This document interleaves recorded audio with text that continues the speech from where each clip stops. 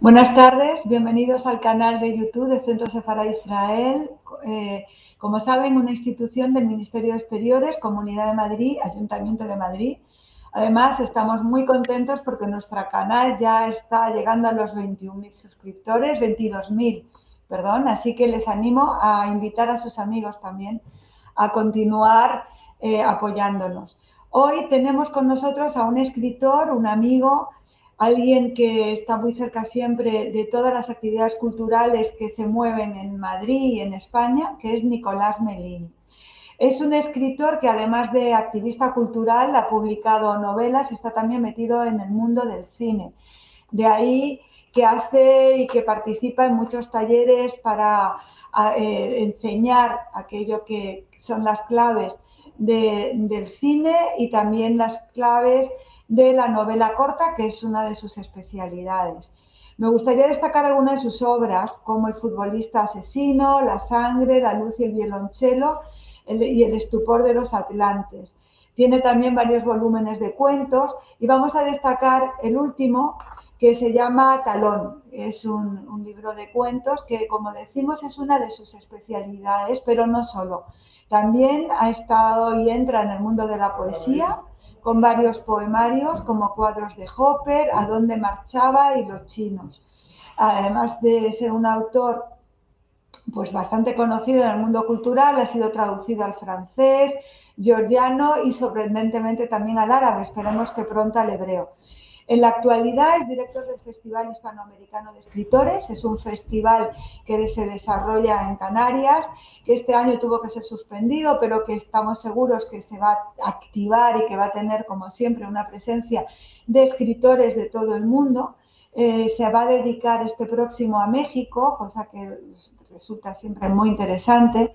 Y además, como guionista, ha obtenido un premio muy interesante, muy importante, que es, como guionista, es el mejor guión en el Festival de Cine de Alcalá de Henares por un corto que se llama La Raya. En fin, como vemos, como veis, es un autor que tiene incursiones en muchos ámbitos, en la novela, en el cuento y en la poesía.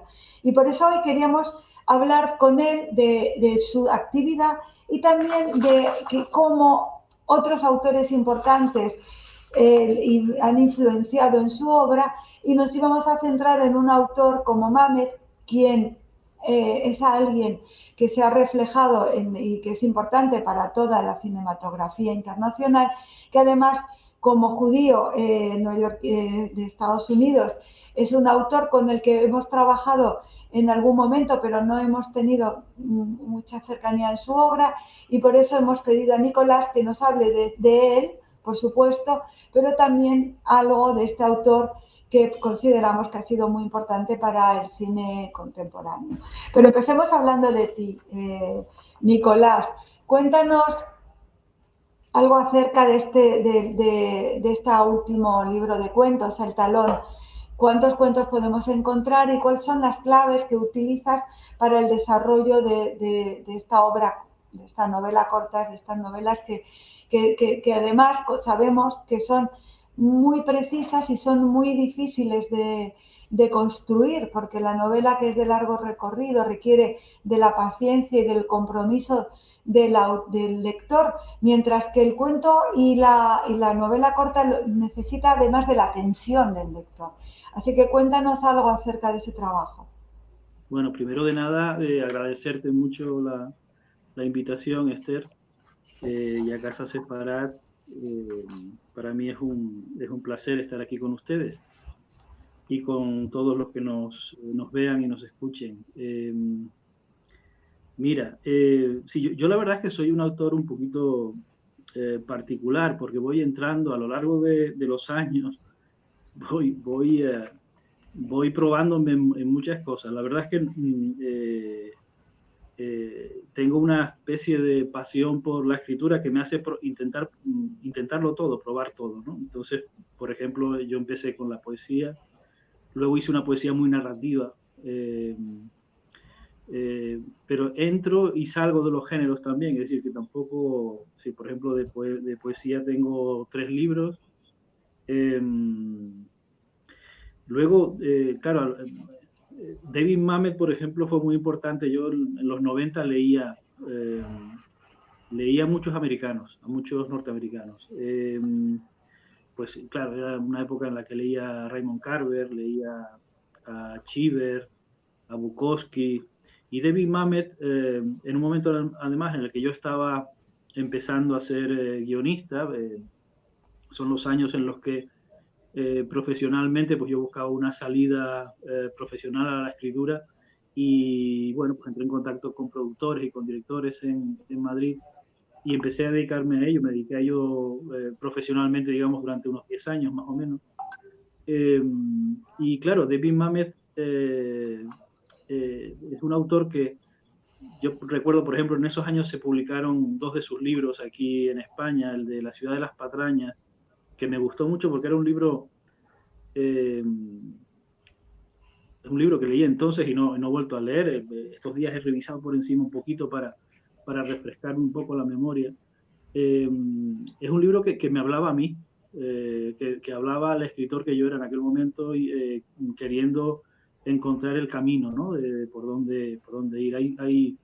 Hay citas que me guardo para el epígrafe de algún libro. Aquí lo tengo, La ciudad de las patrañas.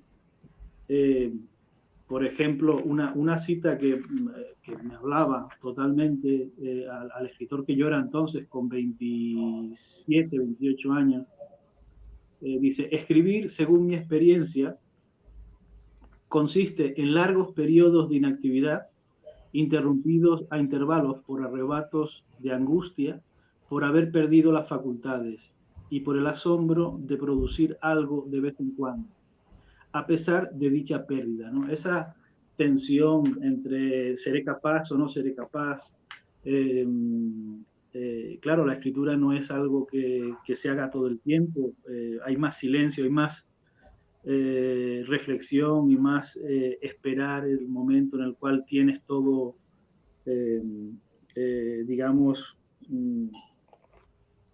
como una especie de perlita, ¿no? Que ya puedes transmitir a los demás, porque digamos que lo tienes todo, ¿no? Está todo en ti ya. Ese tipo de reflexiones, la verdad es que es un libro en el que él habla sobre todo de la condición de escritor, y por ejemplo dice una cosa que yo me sentía muy identificado entonces, y es que él dice: claro, es que en casa no se puede escribir, porque en casa siempre hay alguien dispuesto a pedirte que arregles la alcachofa de la ducha, ¿no? Y esto es algo con lo que me sentía muy identificado entonces también, ¿no? Él se aficionó Nicolás, a escribir en cafés. Nicolás, me parece interesante esto que has apuntado, ¿no? Porque una mujer diría precisamente el vigilar el fuego de las alcachofas, y tú hablas de arreglar la alcachofa, es interesante. Pero una pregunta, ¿tú cuándo llegas a Madrid? Sí, yo llego a Madrid, venía de Estados Unidos en 93, 94.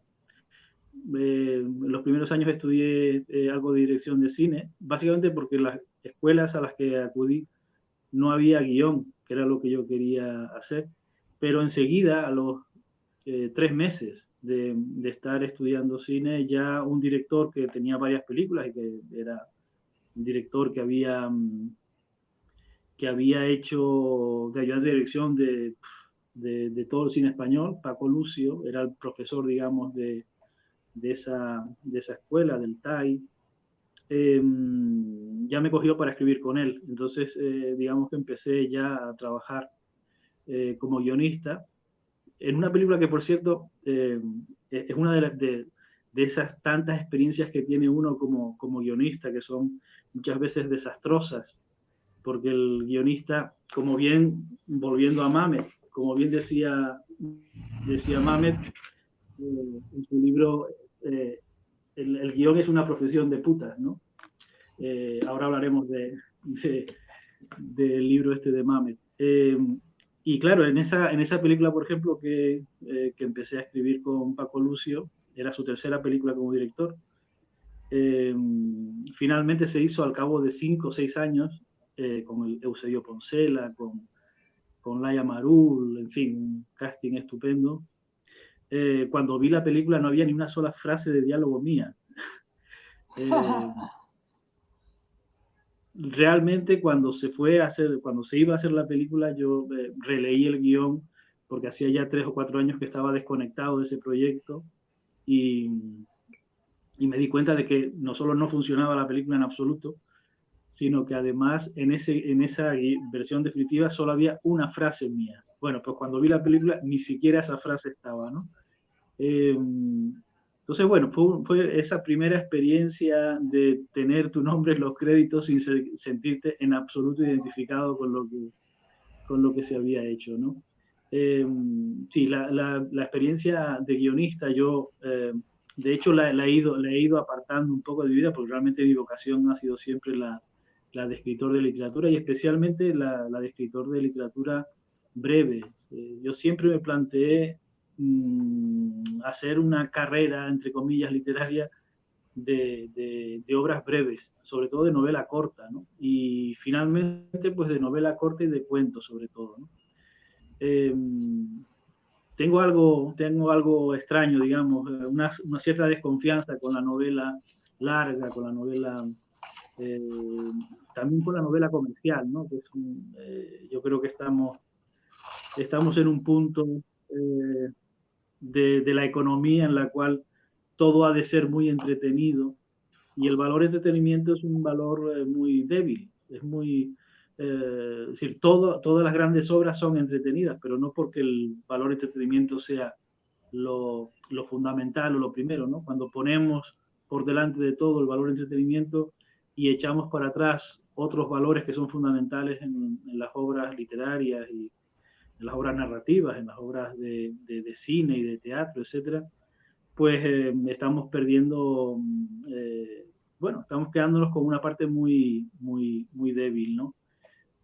Yendo a una profesión de putas, por ejemplo, de David Mamet, este libro tiene, bueno, él habla de sí mismo, del escritor que es, eh, pero bueno, yo quería traer aquí sobre todo la parte final, que son unas clases que él da en la universidad, una especie de taller de escritura, en los cuales, bueno, él le plantea a los alumnos directamente, vamos a escribir, vamos a rodar la película de este momento que tenemos aquí en este aula, en esta clase, ¿no? Y, Vamos a recordar, él era profesor en la Universidad de Nueva York, que si no recuerdo mal, y también en Yale, algo así como drama, porque él también ha hecho teatro, ¿no? Y digamos que él ha sí, trabajado en varios ámbitos, sí, además de ensayista. David Mamet empezó en el Off-Broadway, él quería, siendo muy jovencito, es decir, 20 y pocos años, quería ser actor, entonces lo primero que hizo en Off-Broadway fue de acomodador en las salas de teatro. Eh, quería ser actor, pero enseguida empezó a escribir, porque necesitaba escribir para poder interpretar, pero es que enseguida dejó de interpretar y se puso solamente a escribir, ¿no? Luego pasó al cine y bueno, es la obra de David Mamet. Claro, estamos hablando de alguien que ha escrito más de 40 obras de teatro, eh, como director, guionista, tiene más de 20 películas, como escritor tiene unos 20 libros, aunque su parte de escritor no es tanto de creador, no tiene más que 2 o 3 novelas, eh, como de ensayista, pero bueno, ensayista, un escritor que reflexiona sobre la escritura y que reflexiona sobre su oficio y y que habla de sí mismo, ¿no? Y también hace una crítica cultural, ¿no? En sus textos, sobre todo, ¿no? No llega a ser ensayo, es una mezcla entre ensayo y experiencia personal.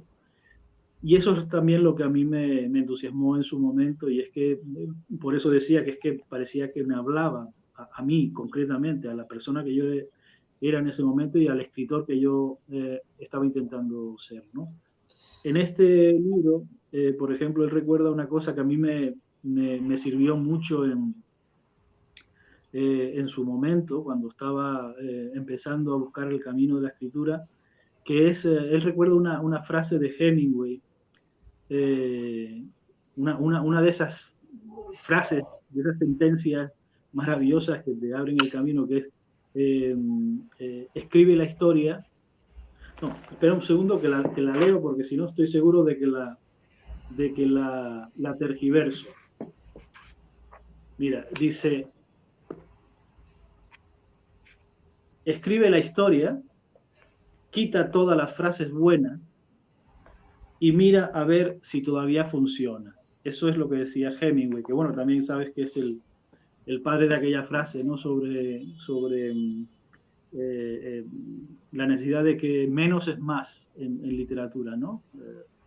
Cuando quitas, normalmente las cosas mejoran, son más... Como escritor de novela corta y de relato, ¿te sirve ese consejo literario? Sí, como todos los consejos también para no seguirlo, ¿no? Es decir, lo que sí está muy bien es que efectivamente cuando escribes narrativa, es muy importante no olvidarse de que lo importante es la historia, son los personajes, es lo que se cuenta, ¿no? Es el suceso dramático de la historia, ¿no? En el caso, por ejemplo, de David Mamet, él tiene una obra maestra maravillosa, se llama El caso Winslow, una película que dirigió y que escribió, adaptó de Terrence Malick, si no recuerdo mal, y ahí se ve muy claramente lo que es David Mamet, ese escritor que en los silencios entre los diálogos, entre una frase de diálogo de un personaje y una frase de diálogo de otro personaje, ahí es donde está normalmente el suceso dramático. ¿Qué es lo que sucede realmente en la escena? Que no está dicho, que no es algo explícito, porque lo explícito es lo de antes y lo de después que está dicho, pero lo que sucede no está dicho, está en medio, ¿no? Eso, ese decir sin decir, esa capacidad para contar la historia a partir de lo que no está dicho en la historia, de lo que no está dicho explícitamente, tiene mucho de Mamet, ¿no? De la Sí, maestría de Mamet. es una película del 1999, pero creo además que él era también el guionista, ¿no?, de la película. Sí. O sea, quiero decir que estaba Es director y implicado guionista, sí. Mira, claro, yo te decía antes que iba entrando en géneros y saliendo de géneros, y uno de los géneros que practiqué durante un tiempo, durante unos años, fue el de la crítica de cine. Y en esos años de la película del caso Winslow, pues yo era crítico de un periódico y escribí la crítica del caso Winslow. ¿Puedes leernos si tienes cerca algún párrafo de lo que Bueno, hayas... sería muy largo, es un artículo de 4 páginas, era una página entera del periódico, pero por decirte, el título, por ejemplo, es Sublime y delicada adaptación. Hombre, yo lo que destacaba aquí, fíjate que esta película habla de la dignidad, se trata de un chaval que es expulsado de un colegio, naval, acusado de haber robado un giro postal de 5 chelines, que era nada, pero claro, el hecho moral de haber robado, que fuese eso, ¿no? 5 chelines, que es como decir 5 perras, que había lugar a principios del siglo XX, ya hace que expulsen al chico del colegio. Sin embargo, el chico asegura que él no ha sido, que él no ha robado el giro postal de 5 chelines. Y el padre inicia una campaña que llega incluso al Parlamento inglés para limpiar el honor de su hijo, ¿no? Y lo lleva hasta el último extremo, ¿no? Porque al fin y al cabo lo que importa es el honor y es sobre todo la verdad. ¿Cuál es la verdad aquí? el niño ha sido expulsado por esto y no es cierto. Entonces, no hay... esto se lleva hasta los últimos extremos, aunque no merezca la pena, aunque no sea algo relevante, o el robo de un giro postal de 5 chelines, ¿no? Y esto, hoy, por ejemplo, justo ayer estaba leyendo una crítica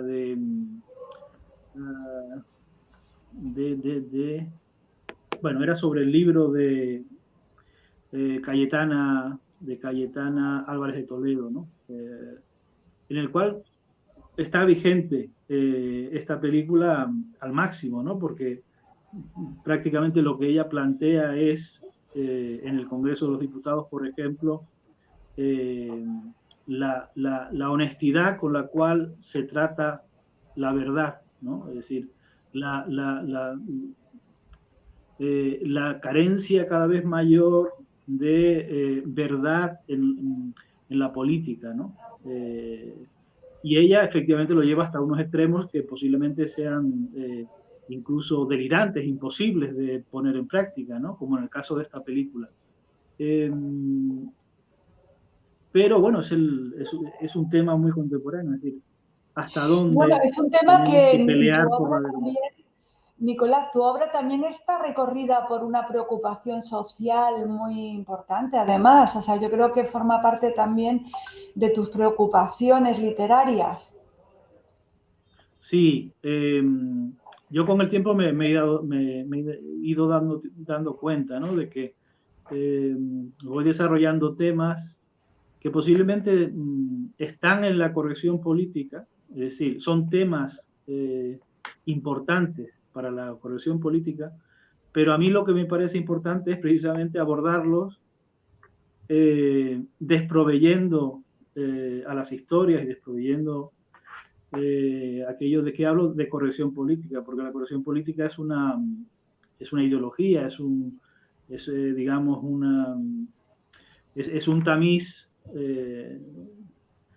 con el que miras el mundo de tal manera que es muy difícil dar con lo que es verdadero, con lo que es verdad. Entonces, precisamente para abordar con cierta verdad, con cierta capacidad para alumbrar una parte de los temas y de las cuestiones, es importante apartar ese tamiz, digamos, esa perspectiva, apartarla de lo que estás escribiendo. Y aunque toque temas, por ejemplo, africanos en Madrid, donde hablo de los africanos en Madrid, o El estupor de los Atlantes, que es mi novela corta última, que habla de una relación de amor y de desamor entre dos mujeres, o una de las preocupaciones que, bueno, aparece en este último libro de cuentos, en Talón. En Talón hablo de mucho, sobre todo de muchas fragilidades del ser humano de hoy, ¿no? Y bueno, pues ahí aparece, por ejemplo, una preocupación muy clara por la gente que vive en la calle. En Madrid es una verdadera barbaridad la cantidad de gente que duerme en la calle y bueno, no, nos pasan desapercibidos como siempre, pero realmente es una situación que además no está en la política. Es muy extraño porque tenemos partidos de izquierda y tenemos partidos que reivindican muchas cosas, pero bueno, ahí tienes a la gente en la calle y parece que no hay manera de que la política se ocupe de ese asunto, ¿no? Y de que acabemos, de que erradiquemos en la medida de lo posible esa situación. No puede ser que haya miles de personas durmiendo en la calle en Madrid, ¿no? Efectivamente. Estaba recorriendo un poco con el pensamiento de la filmografía de Mamet. Y hay una película, o sea, que él era guionista, Los Intocables de Lyonés. A mí es una película que siempre me ha llamado mucho la atención y me ha interesado. Pero te quería preguntar, porque pocos autores que yo conozco hablan tanto de Mamet como una influencia. ¿En España tú crees que se ha conocido bien a este autor? Yo creo que sí. Lo que pasa es que Mamet es un autor, digamos, que su carrera fue sobre todo importante en los 80 y en los 90, ¿no? Un poco menos ya en los 2000, y ya en esta última década está un poquito más de retirada, ya tiene 70 años por ahí. Pero yo creo que David Mamet, por ejemplo, se representa mucho en España, teatralmente. O sea, los actores sí recurren a Mamet cuando quieren contar algo especial. Eh, y sí, sí, sí es un autor, o sea, cuando yo escribí la crítica esta fue en el 98, el epíteto con el que... ¿Podemos buscar tu crítica? ¿Dónde pueden nuestros Sí, oyentes encontrar? está en este libro. Yo reuní mis críticas en 2005 en este librito, y ya después de eso pues no me apetece mucho escribir sobre cine, entonces no, ¿En qué digamos que esto editorial? ya lo hice y ya está, ¿no? Entonces, ¿En qué editorial, Nicolás? el Baile del Sol. Baile del Sol. Yo no sé si este libro se encontrará ya, ¿eh? Es posible que en segunda mano, en alguna... Pero mira, una de las cosas que yo destacaba en esta crítica al principio, hablando un poco de la trayectoria de Mamet, es que, bueno, él tiene El cartero siempre llama dos veces, fue su Sí, pues esa su primer es guión. en el 81, ¿no? Una de sus primeras películas o su primera Claro, claro. película. Eh, ¿Qué te iba a decir? Una de las cosas que destacaba es que siempre en esa época, en esos finales de los 90, siempre que se escribía sobre Mamet, se refería a un epíteto muy rimbombante, que era pues el, el mejor dramaturgo de Estados Unidos, ¿no? Era el mejor dramaturgo norteamericano. No sé literalmente, a ver si lo encuentro, pero a ver, sí, era más o menos así el epíteto, ¿no? Siempre se acompañaba su nombre de ese epíteto, y o sea, era realmente considerado en ese momento, ¿no? Ahora está un poquito más de retirada, ¿no? Y ahí estamos en un tiempo de series de televisión, hemos pasado a Bueno, otra fase, ¿no? El capitalismo es muchos muy también, rápido y va. muchos directores, mira, se han dedicado también a las series como los hermanos Cohen, por ejemplo. Quiero decir Sí, que la serie no tiene que ser solo un lugar de un entretenimiento sin sentido, sino que hay buenas obras que nos encontramos en las series.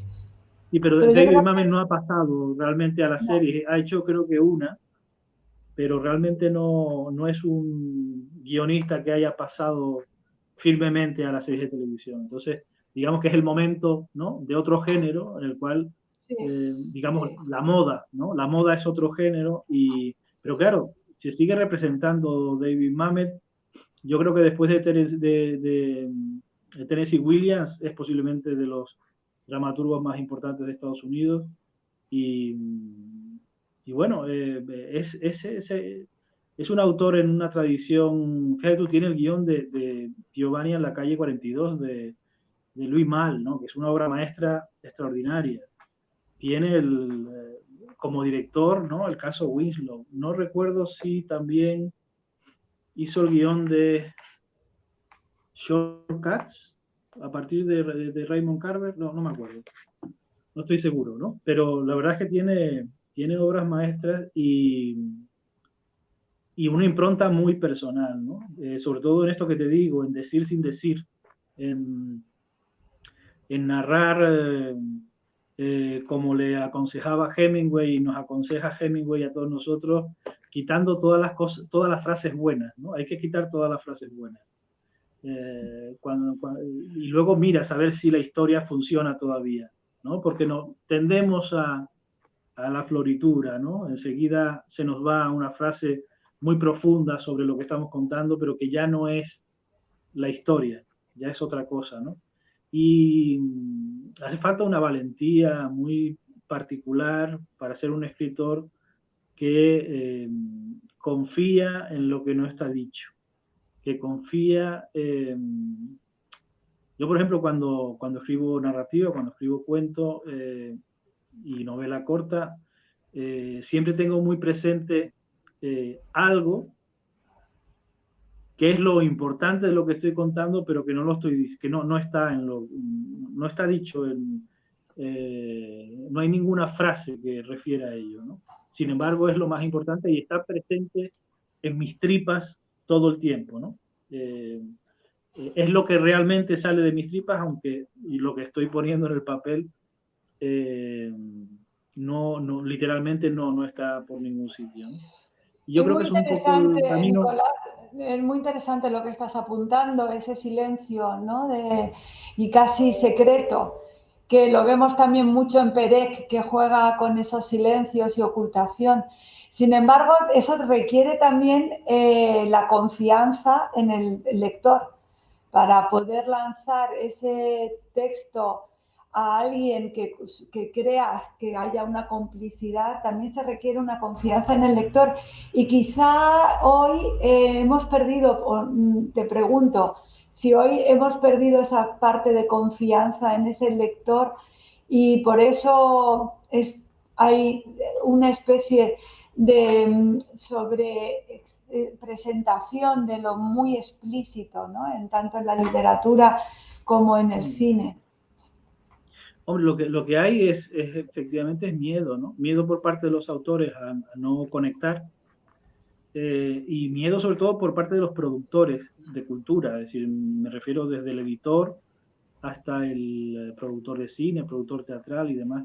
En teatro, por ejemplo, yo voy muy poco al teatro, casi siempre salgo decepcionado porque el teatro se ha vuelto una cosa, los espectáculos habitualmente son de una obviedad y de una exquisitud y de un intentar conectar con el espectador que es casi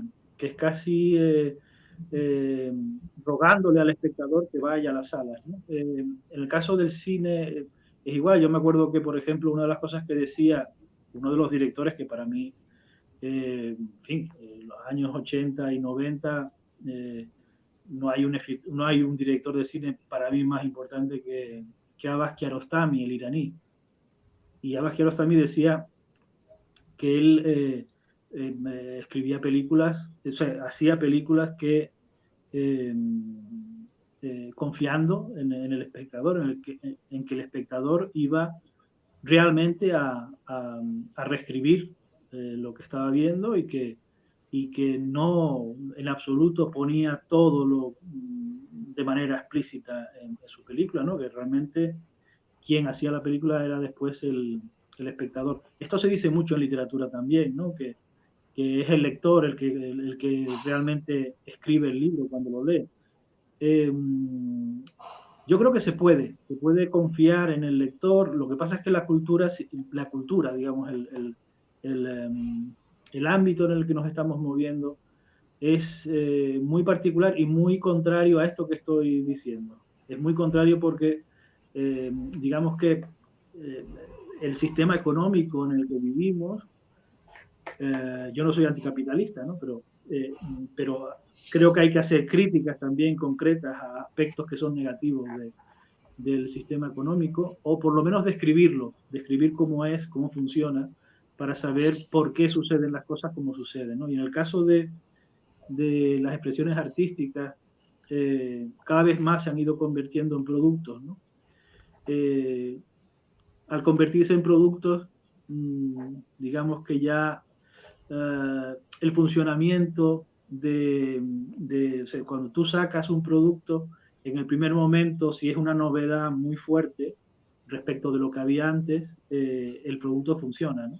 Cuando repites, cuando sacas un producto muy parecido, pues ya la novedad es menor y ya digamos que el funcionamiento del producto en el mercado es distinto. En el caso de la cultura, pues la hemos vuelto entre todos, porque yo creo que aquí no hay nadie que se salve, ¿no?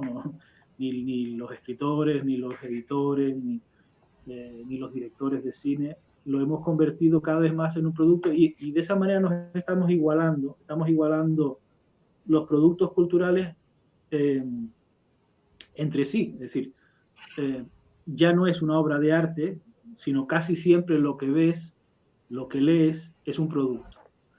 Un producto igualado con todo lo demás. Una obra de arte es justo lo contrario. Una obra de arte es algo que se diferencia totalmente de los productos. Una obra de arte es algo que, por decirlo filosóficamente, una obra de arte es negatividad. Establece un otro respecto del espectador. El espectador se encuentra ante algo que es negativo a él y que, porque es negativo, lo reta y lo convierte al espectador en Claro, alguien nuevo, le en alguien que... interpela, le saca de un lugar conocido, ¿no? Y le aporta Claro. una especie de... Mientras le que el enfrenta producto, contra algo, sí, exacto. Sí, lo que pasa es mientras que que el cada vez más producto, se está buscando lo conocido y lo cercano, tanto en las opiniones, con los algoritmos que nos buscan lo que nos gusta y cuáles son las líneas de nuestras ideas para acercarnos a ella en lugar de enfrentarnos a situaciones nuevas. Tienes razón, pero ya no es tanto, yo creo que no es tanto consecuencia de la actitud de los creadores como de un espacio de mercado que está situándonos ante ese tipo de retos, ¿no? Y de situaciones sí, no es muy buscadas por los complicado. Es propios decir, autores. sí, realmente el problema es que el producto eh, es positividad.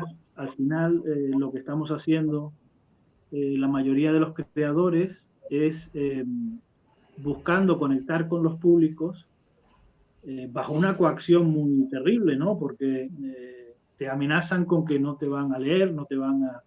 Sí. digamos que el espectador y el lector es el rey de todo esto, ¿no? No debería ser así. Nosotros estamos depositando encima del lector, o sea, realmente nosotros no tenemos por qué escribir para nadie, no es necesario. Cuando escribimos, de hecho, eh, eh, el lector da igual, el lector es algo que viene después, ¿no? Sin embargo, hoy no, hoy y eso va en contra totalmente de la expresión artística. Eso nos obliga, muchas veces sin darnos cuenta, pues a acercarnos a discursos muy manidos. Eh, por ejemplo, está muy de moda todo lo que es ñoño, todo lo que es sensiblería. Eh, está muy de moda todo lo que es políticamente correcto, ¿no? Una de las cosas que a mí más me expulsó del mundo de escribir guiones fue la corrección política, porque me sentaba a hablar sobre una historia con un director, con un productor, y enseguida la historia se iba por un derrotero que no me parecía que fuese un camino de verdad, de búsqueda de una verdad, en fin, que pudiéramos reflejar artísticamente. Entonces, ya era buscar una conexión con el público, que es muy fácil, ¿no? Es decirle al público lo que ya el público piensa. Yo, por ejemplo, me acuerdo de cortometrajes terribles en los cuales prácticamente el corto lo que le decía al público era: la lapidación está mal. Ya, que ya lo sabemos, que lapidar está mal, ¿no? Pero hacer un corto, una obra de arte, para solamente decir una cosa que ya sabemos, que pensamos que es así, y que nos haga aplaudir porque estamos de acuerdo, o sea, realmente eso no es una obra de arte, es otra cosa. Claro. Eh, También tienes razón también en el contexto donde se emita ese corto. Nicolás, estamos llegando ya a nuestro tiempo de transmisión. Te quiero agradecer este encuentro porque realmente nos vuelves al placer de la lectura, del encuentro con los autores, cómo se refleja un autor en uno mismo. Y yo creo que eso es lo importante. La capacidad de admirar es para mí esencial para generar y crear, porque si olvidamos admirar a estos autores, ¿no? Que han estado allí, que han sido capaces de hablarnos de temas esenciales como la película que tú nos has descrito y que están allí y que podamos volver a ellos, me parece muy importante. Así que me has interesado como para volver, no solo a leerte a ti como autor, que ya te conozco, sino volver a Mamet y a ver si podemos encontrar algunas de esas películas para volver a ellas y reflexionar con ellas. Muchísimas gracias, Nicolás. Mucha suerte con el festival, que es uno de los festivales más importantes que hay en España y que esperamos que podamos seguir leyéndote. Por último, dime el talón, ¿en qué editorial nuestros oyentes pueden encontrarlo? Sí, mira, Talón está en una editorial especializada en literatura breve. Es una editorial nueva, bueno, de hace unos poquitos años, ya tiene un catálogo, que se llama Franz Ediciones, como el nombre de Franz Kafka, pues es Franz Ediciones. La verdad, el diseño de los libros es muy agradable y tenía muchas ganas de publicar ahí porque es una editorial que edita muy bien y que es especializada en lo que yo como lector más disfruto y en lo que yo como autor pues prefiero desempeñarme, ¿no? Que es la literatura breve. Pues gracias y buscaremos el talón para disfrutarlo también y ser cómplices como lectores de esta obra tuya. Muchísimas gracias. Muchas gracias a ti, Esther. Un beso grande.